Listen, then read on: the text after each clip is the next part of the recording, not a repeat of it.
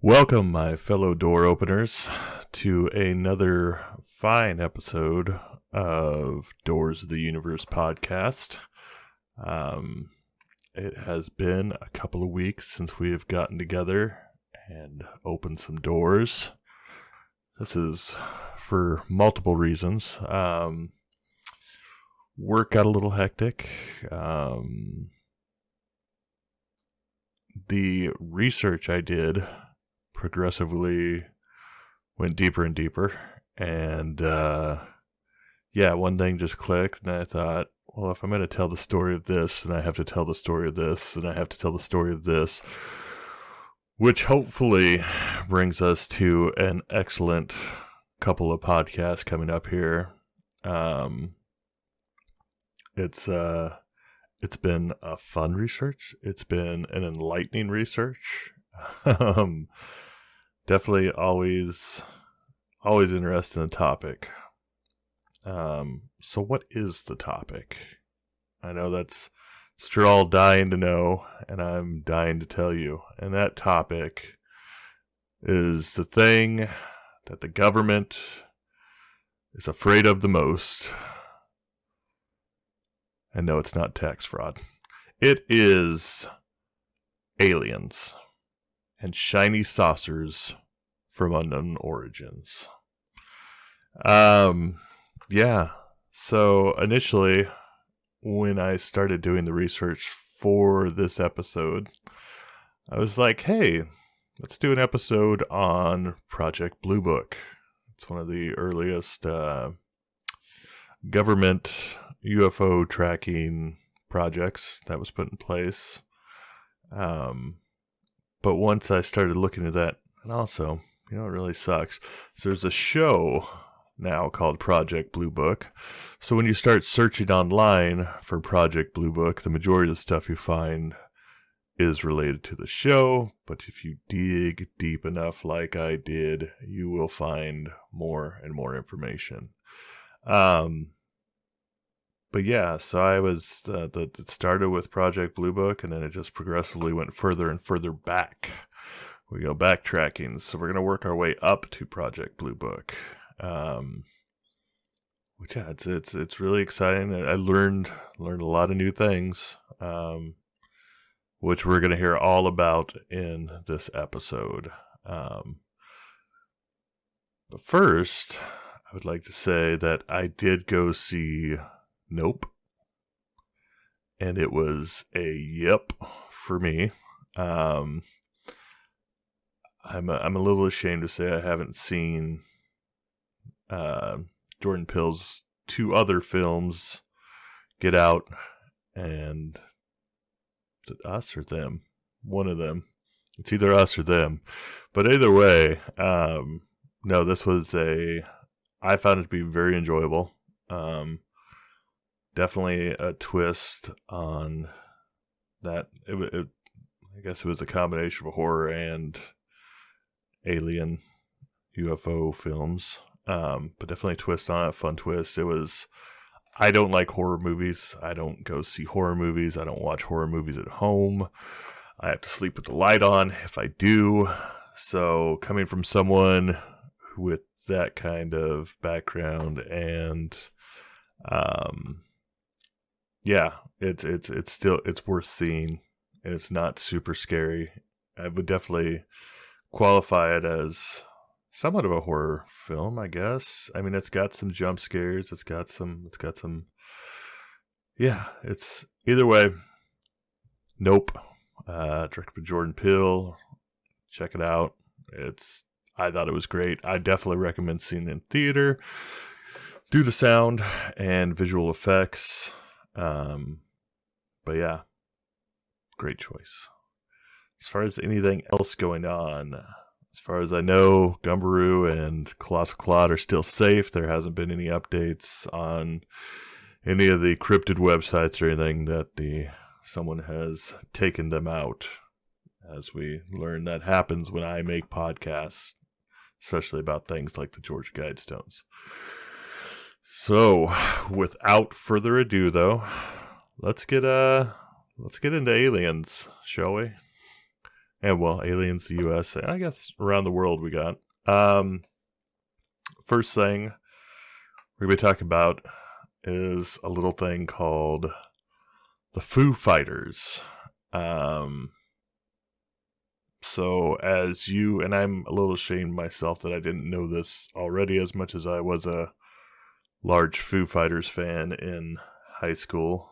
I guess I didn't really look into the background of their name, where it came from, whatever. But it's based off a very old comic book series about a firefighter, and it's the Foo Fighters.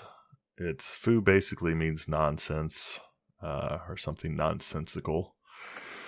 But yeah, so we're not talking about Dave Grohl here. We're going to go into the Foo Fighters from World War II.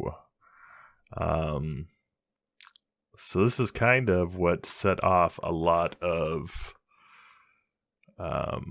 more of a necessity or a want for research as to what's going on in our skies, because if there's one thing the government is afraid of, it is things that can outmaneuver our planes, things that are in our airspace that we don't know what they are, and nobody else claims to either. So, we'll go ahead and start with the Foo Fighters. So although Royal Air Force personnel had reported seeing lights following their aircraft as early as March of 1942, with similar sightings involving RAF bomber crews over the Balkans starting in April of 1944, American sightings were first recorded by crews from the 422nd Night Fighter Squadron stationed in occupied Belgium during the first week of October of 1944. So we're going back to the 1940s. This goes back far, y'all. This isn't new every day. This isn't just something new that's happening. They've been around for a while. So at the time, these were erroneously believed to be Messerschmitt Me-163 rocket-powered interceptors, which did not operate at night. However, the bulk of the sightings started occurring in the last week of November 1944, when pilots flying over Western Europe by night reported seeing fast-moving, round-glowing objects following their aircraft. The objects were variously described as fiery and glowing red, white, or orange. Some of the pilots described them as resembling Christmas tree lights and reported that they seemed to toy with the aircraft, making wild turns before simply vanishing. There you go. We got these strand of icicle lights following planes in the 1940s. This is intense stuff, people. Pilots and aircrew reported that the objects flew together in formation with their aircraft and behaved as if they were under intelligent control, but never displayed hostile behavior. However, they could not be outmaneuvered or shot down. The phenomenon was so widespread that the lights earned a name in the European theater of operations. They were sometimes called Kraut fireballs, but for the most part called Foo Fighters. The military took the sighting seriously, suspecting that the mysterious sightings might be secret German weapons, but further investigation revealed that German and Japanese pilots had reported similar sightings.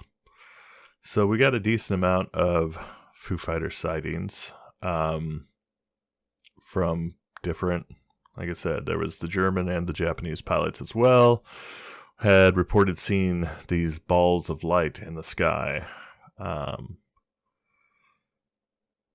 Some of the more noted ones are going to be listed here. So there's a sighting from September of 1941 in the Indian Ocean that was similar to later Foo Fighter reports. From the deck of the SS Pulaski, a Polish merchant vessel transporting British troops, two sailors reported a strange globe glowing with greenish light, about half the size of the full moon as it appears to us. They alerted a British officer who watched the movements of the object with them for over an hour. I mean, it's like I've mentioned before, growing up, I listened to Art Bell a lot, which, yeah, there's definitely some wild and out there things that have been reported. I'm sure some people were just attention seeking and some were actually reporting things that they had seen. Either way, it was always fun to listen to it because it covered everything. Aliens, cryptids, like it just covered the full gamut. UFOs. And I always remember there'd be naval officers who would call in and they would call in and report seeing things in the skies at night that they couldn't explain.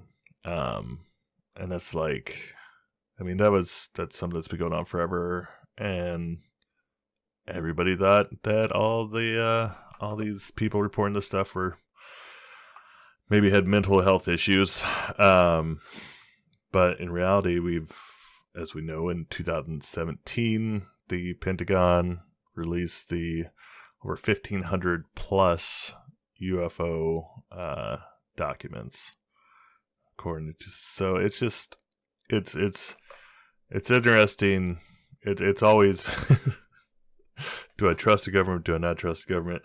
Do them releasing this make me feel any more comfortable or less comfortable? No, I think it's definitely very interesting to finally have all these classified. I have all these documents about UFOs declassified, and I have read through a couple of the things just because it's interesting. It is. I'm glad. I feel like I've really went off the rails here, but I'm glad it's out there and that people who in the past have had reports and everything are maybe getting a little more comfort. What bothers me is that we have knowledge of this now, but everything's going on as normal.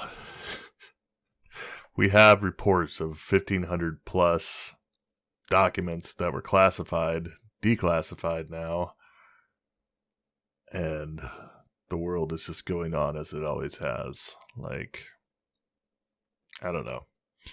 It's just odd to me that, yeah, but I mean, I guess it just shows that, just shows where we are at. Some people don't care, and some people want to know a little more. It's interesting to me that it's been declassified, and it doesn't seem like the world's taking notice of it or concerned with it. I don't know. If it's enough to concern the government, it's enough to concern me that there are, not even concern me, just pique my interest that there are objects in our sky that we don't know their origin. We don't know, and nobody else is claiming the responsibility for it. Either way, let's get back to these Foo Fighters. Enough about me, enough about what I think about the situation.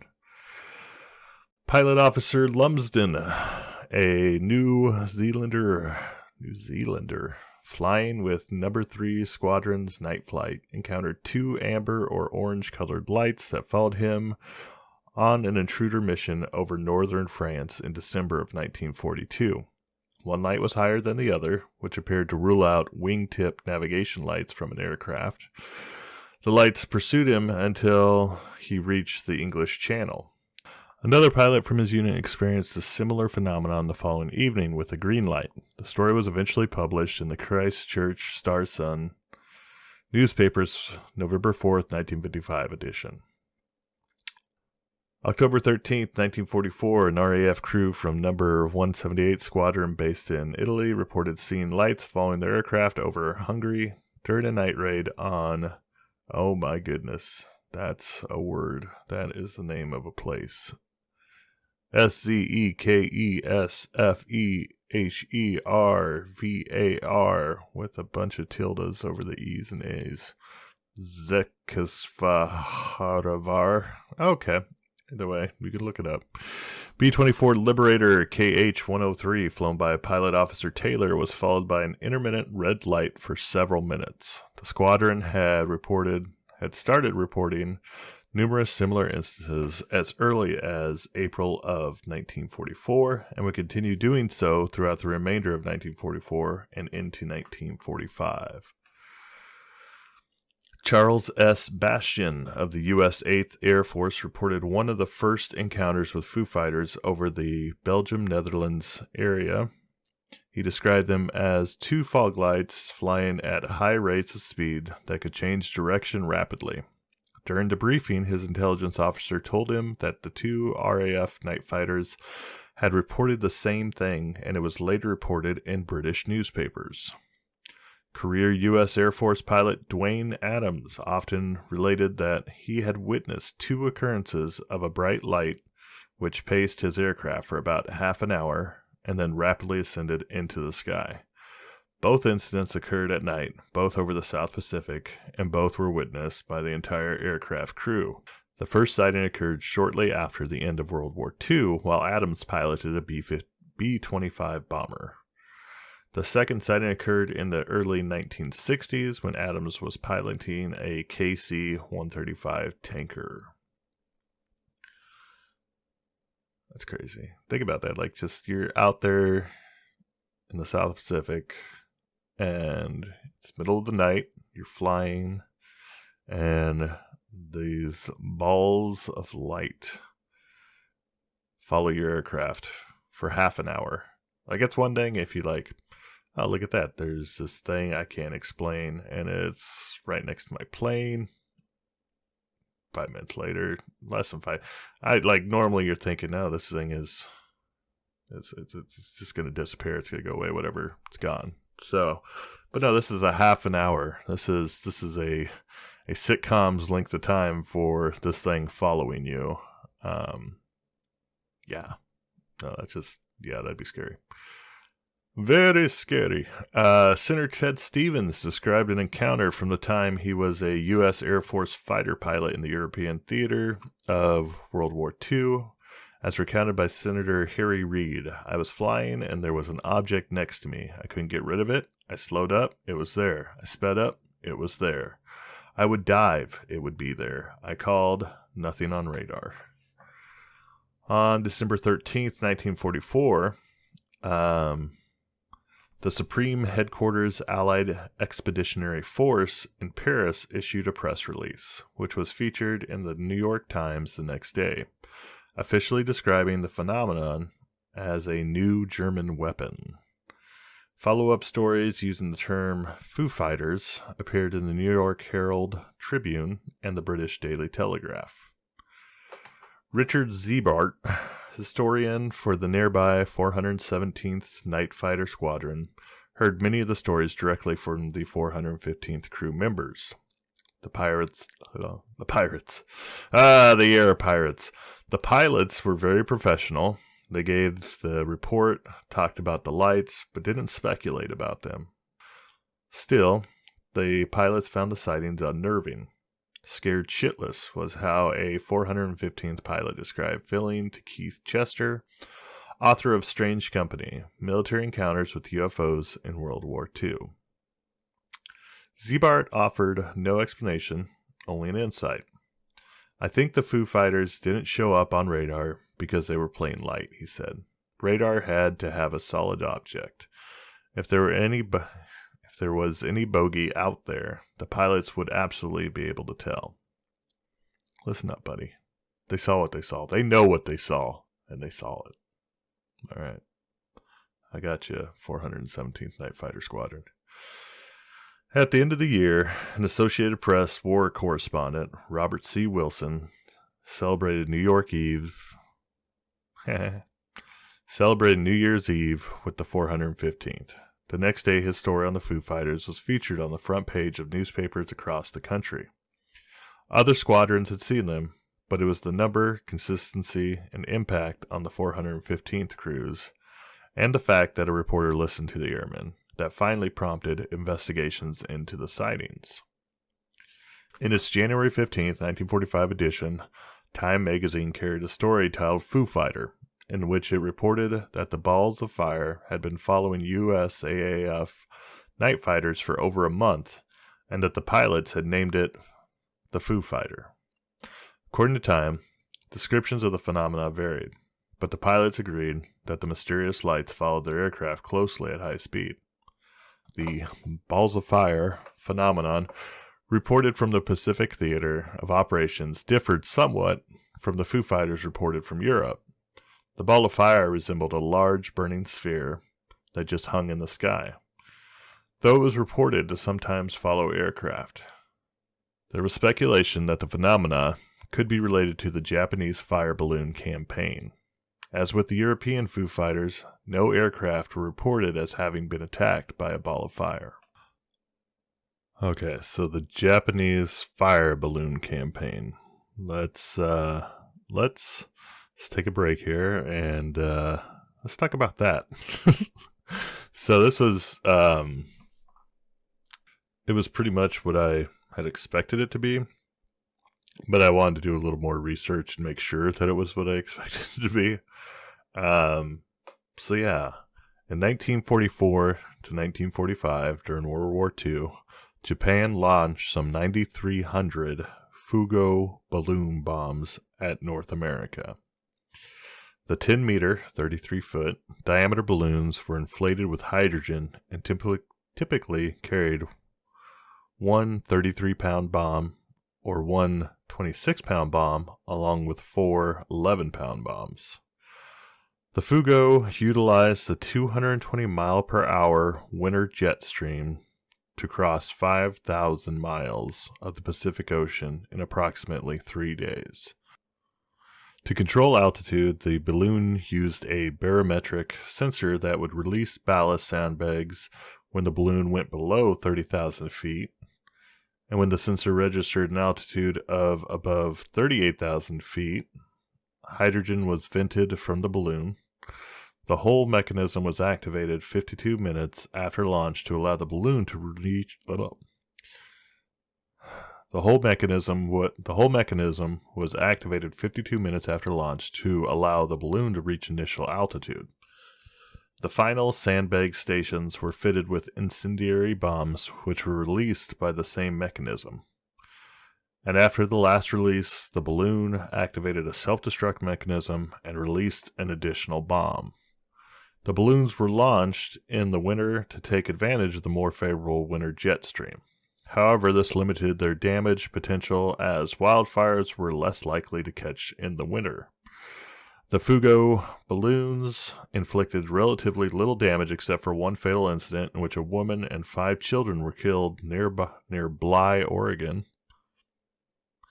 after they approached a balloon that had landed at the subsequently named Mitchell Recreational Area. The deaths of 6 civilians were the only fatalities caused by fire balloons on American soil during World War II.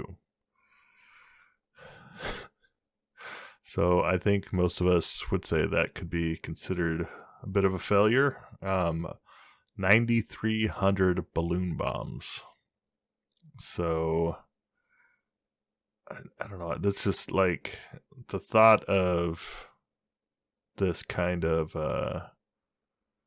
it just kind of blows my mind thinking that they're using these balloons to travel 5,000 miles unmanned, and using and it's just like the technology too is just kind of surprising to me that it was at that time this was the thing that could be with the dropping of the sandbags and the venting of the hydrogen. The whole mechanism was activated 52 minutes after the launch. But yeah, having a balloon utilizing a jet stream to send 9,300 balloon bombs at North America. And of the 9,300 balloon bombs that were sent to North America, they only had 6 fatalities, and it was a woman and 5 children. Which, that's sad. Don't get me wrong. But the fact that that was the only impact it had with 93, that's such a... We're not the only one. We're not the only government wasting money. Yeah, I wonder... Okay, I have to look at it. It says it was designed as a cheap weapon intended to make use of the jet stream. So, I mean, maybe I'm wrong, but it just seems like anytime you're making a bomb, it's going to be semi-expensive, especially when there's 9,300 of them. But either way, I thought that was really interesting. Just a little piece of World War II I didn't know anything about.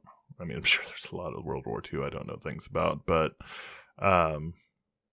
just something you don't really hear about a lot. But yeah, the Fugo balloon bombs, 9,300 of them. Crazy. All right. So, some explanations and theories on the Foo Fighters.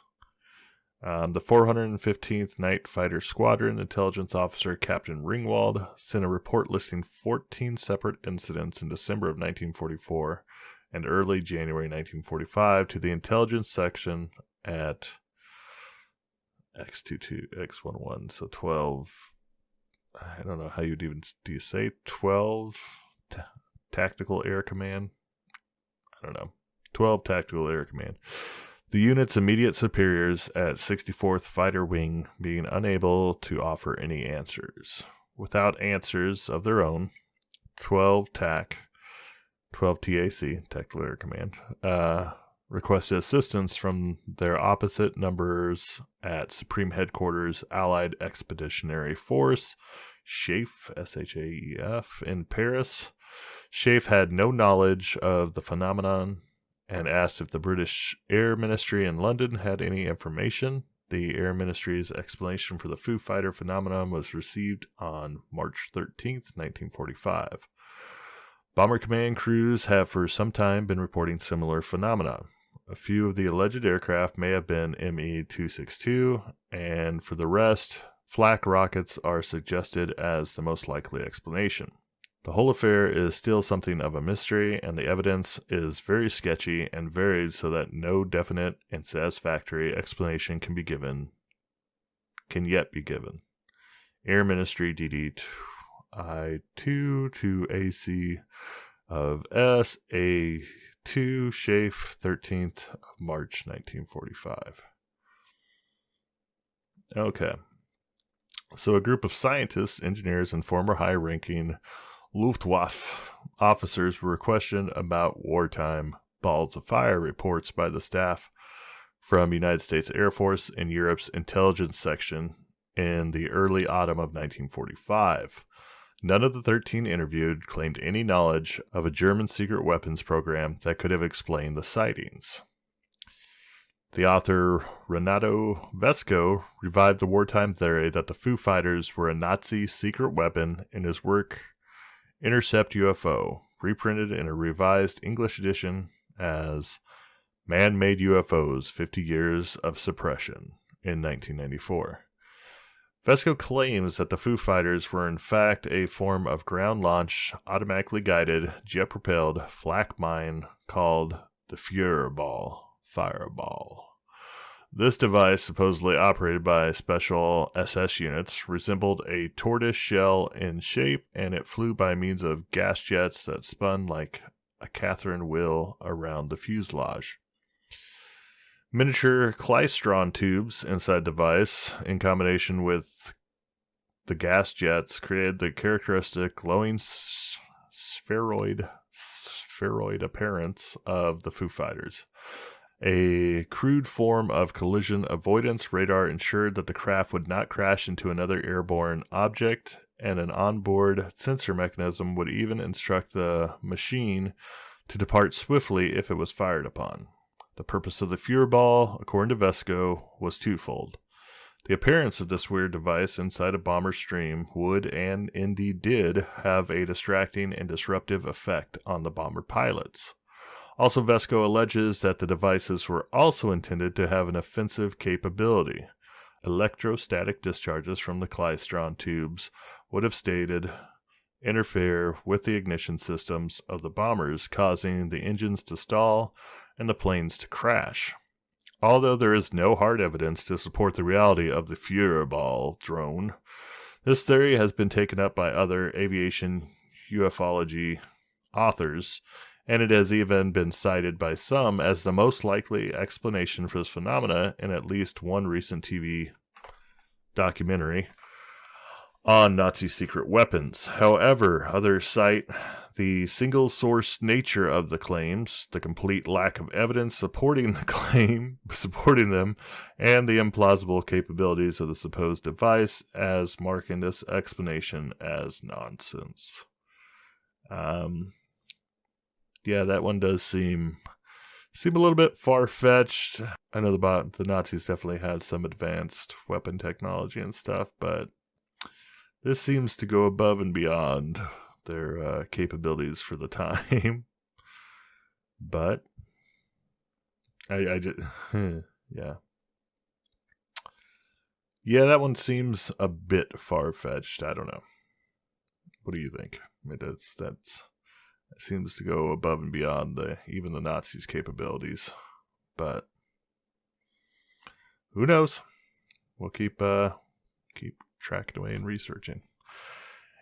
Another suggestion: St. Elmo's fire, which again, something I did not know it was. Any type of electrical discharge from the wings of airplanes has been suggested as an explanation.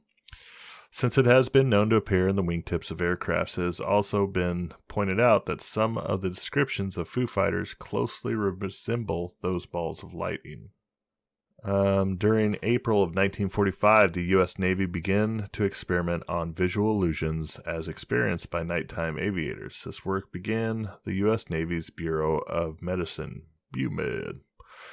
Project X-148-AV-4-3.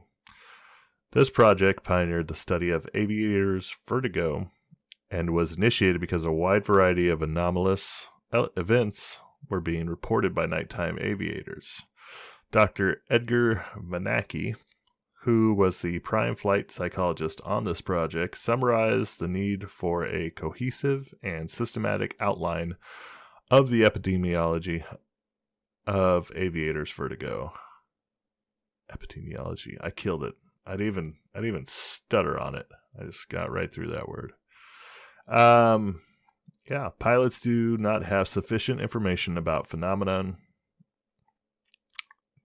Can we do phenomenon or phenomena? Either way.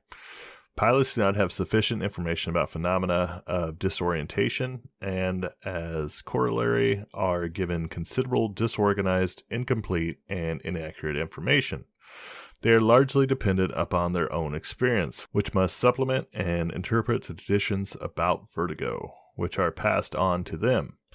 When a concept thus grows out of anecdotes cemented together with particular necessity, it is bound to acquire elements of mystery.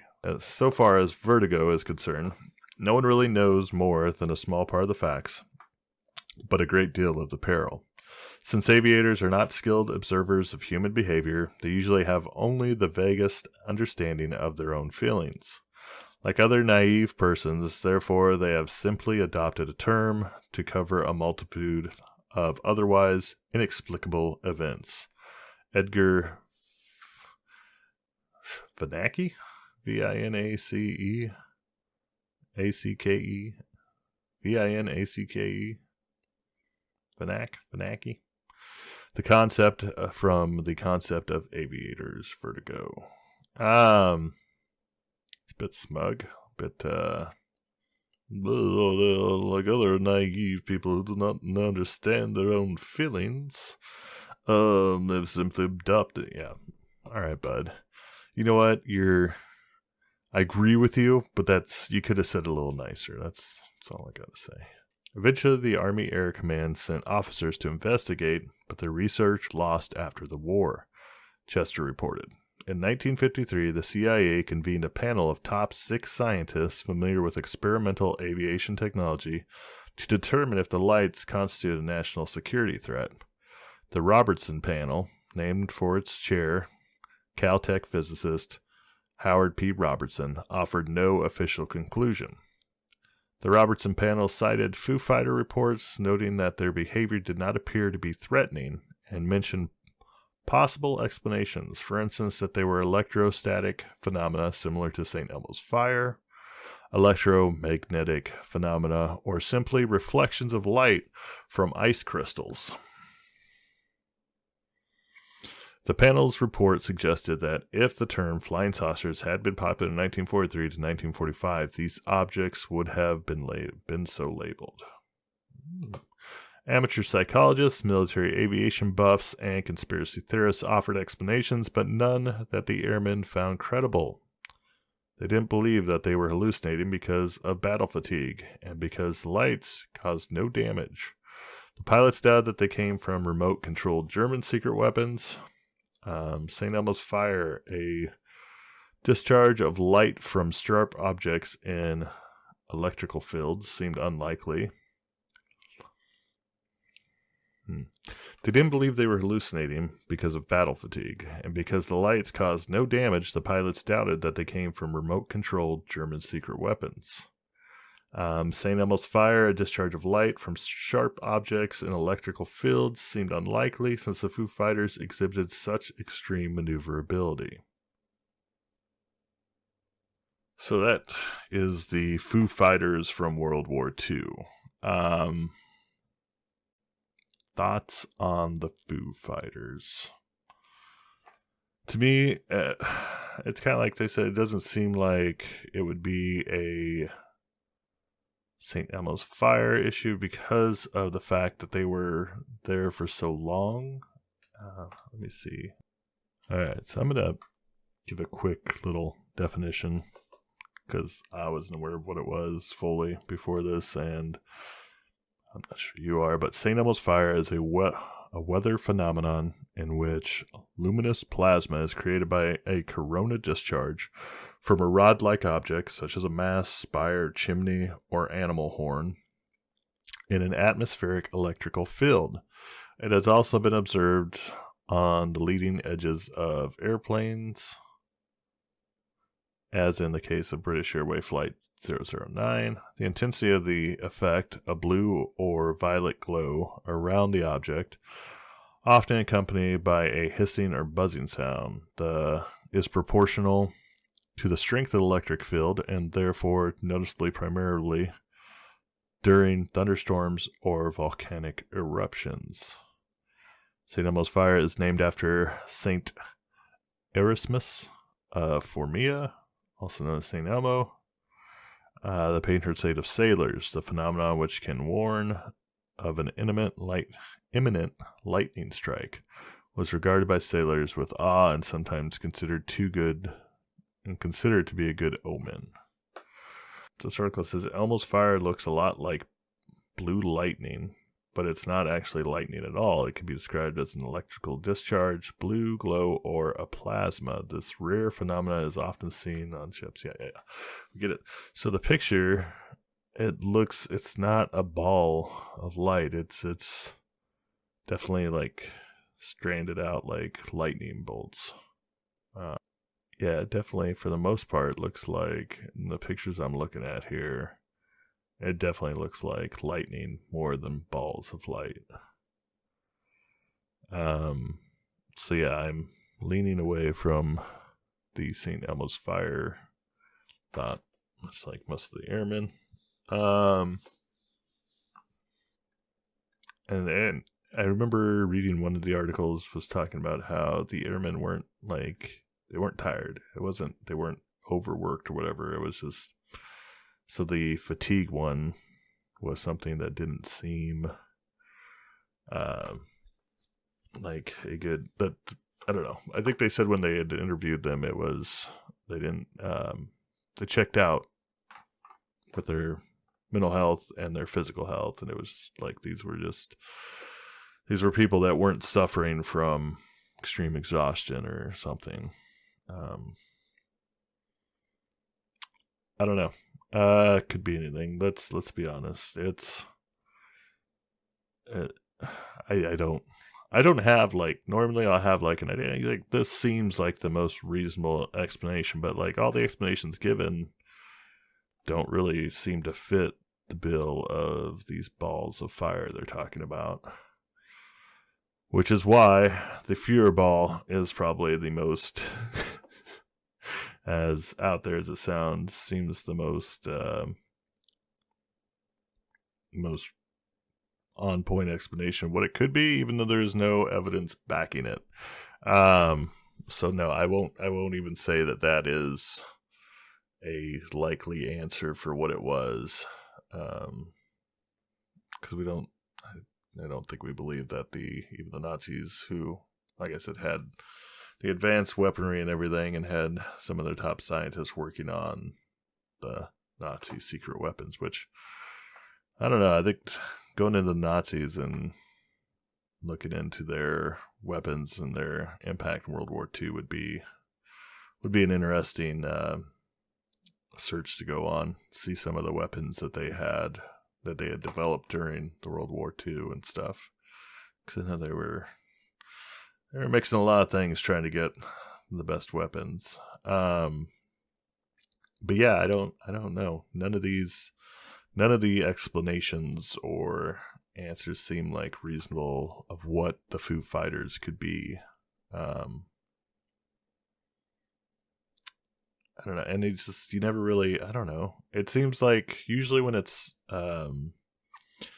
UFO sightings listed and stuff, they talk about problems with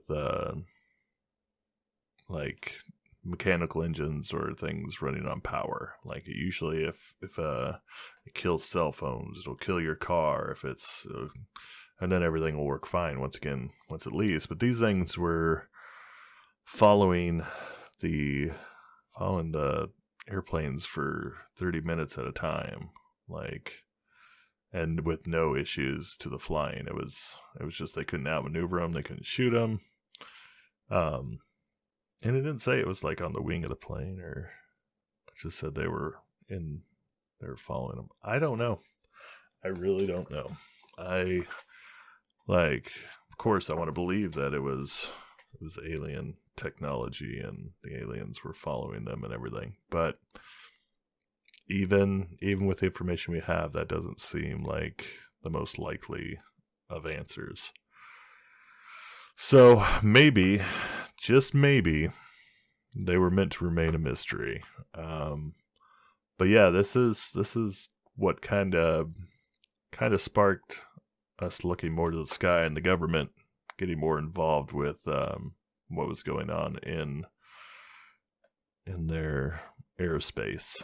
So I thought I was going to do a two-part thing, but actually I think the next episode might just be a little bit longer episode than normal, because we're going to go with two very popular UFO stories or sightings or whatever, or I may be surprised and the information I have on the first one is enough for another episode. But I try to keep it around 45 minutes to an hour. So right now we're almost at the hour mark. So I just want to make sure we're not going super long today. All right, so I guess we'll go ahead and close up the podcast here. Thank you very much for checking out and listening today. If you enjoyed it, please tell a friend, share it on your social media, just get it out there. The more we share it, the more it becomes visible, I guess. And the more people that can find it and enjoy listening to the same things we enjoy listening to and I enjoy talking about. As far as the podcast social medias, if you want to find any of those, you can go to Linktree. We have our own little Linktree, which is linktr.ee/DOTU podcast. That's Linktree/DOTU podcast. Yeah, everything's on there. All the listening platforms we're available on. YouTube channel, Patreon, that's a thing. If you'd like to support the podcast, if you enjoyed listening and like to help me get a little bit better equipment, the only thing I'm really vying for right now is a better camera. You can support us for as little as $1 a month. I'm also on TikTok, Vimeo. We're on Anchor, which if you're looking to make a podcast, I personally go through anchor.fm to make the podcast. I edit it separately in Audacity, which is a free audio software program. And if you like the audio quality, it seems to work well for the podcast. But I upload everything through Doors the Universe, or through Anchor FM.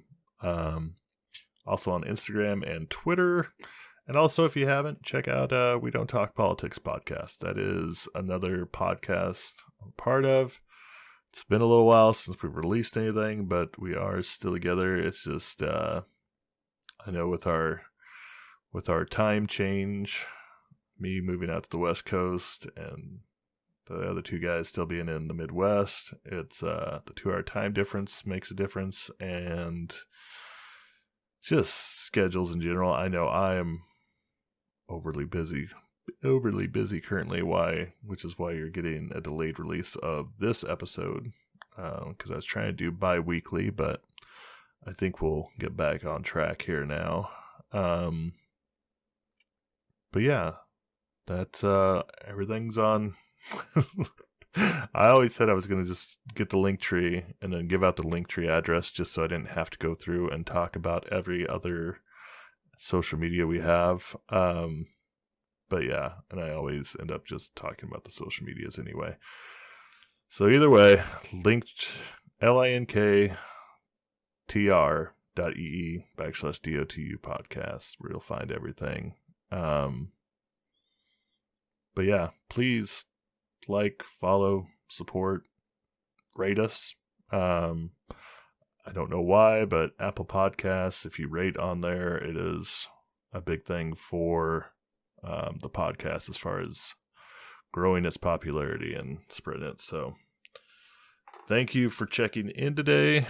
I hope you've enjoyed learning about the Foo Fighters of World War II as much as I have. And like I said, this is just the first part of the series working its way up to Project Blue Book, which was the fact that there's so much information up to Project Blue Book, which is, 1948, I believe.